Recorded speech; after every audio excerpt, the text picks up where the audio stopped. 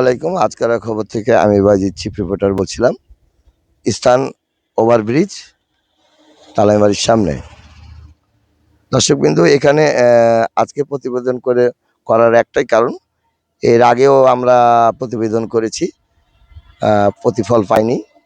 এখানে আইন শৃঙ্খলা বাহিনীর একটা টহল পুলিশ কিংবা একটা পিক আপ সবসময় থাকা উচিত আমি মনে করি। কারণ এইখানে যারা বাইকাররা আছে তাদের তাদের মহড়া চলে এবং সঙ্গে সঙ্গে ছিনতাইও হয়।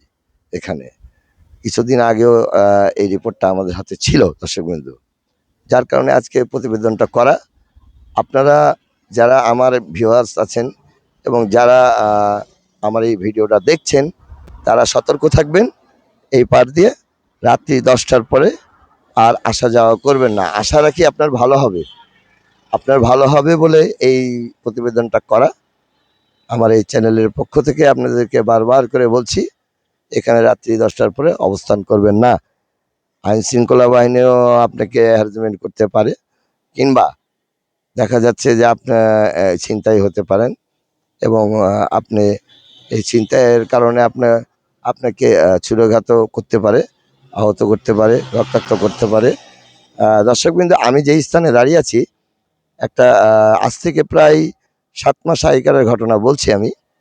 এখানে দুটো ছেলে মারা গেছে।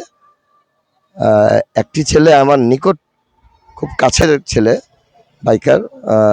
বাইক চালাতে যে সে ব্রেক করে, একসময় ব্রেক 100-র উপরে গাড়ি ছিল দর্শকবৃন্দ। যখনই ব্রেক করে তখনই কন্ট্রোল হারিয়ে যায়।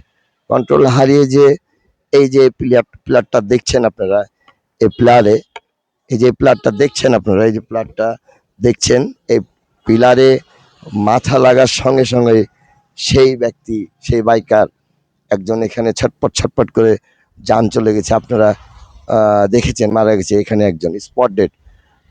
আর একজন মারা গেছে হসপিটালে চিকিৎসারতভাবে। দর্শকবিন্দু, এই বিষয়ে আপনারা সচেতন থাকবেন। আপনাদের ছেলে মেয়ে যারা আছে তাদেরকে অহতুকভাবে গাড়ির গতি কমাতে বলবেন এবং ধীর স্থিরে যাতায়াত করতে বলবেন। আশা রাখি আমার কথা আপনারা বুঝতে পেরেছেন। এইখানে মুভমেন্ট কিংবা এই মেসেজটা দেওয়ার জন্যই আজকে প্রতিবেদন করা। সে আপনাদের বাচ্চারা কোথায় যায়, কি করে না করে, এই খোঁজটা আপনাদের রাখা দরকার। যাই হোক, আমি আর এই প্রতিবেদনটা বাড়াবো না, মন মানসিকতাও ভালো না খুব একটা। ধন্যবাদ। আজকের খবর থেকে আমি বাজিদ চিফ রিপোর্টার বলছিলাম। স্থান তালাইমারির সামনে, ওভারব্রিজ। ধন্যবাদ ভিউয়ার্সদের।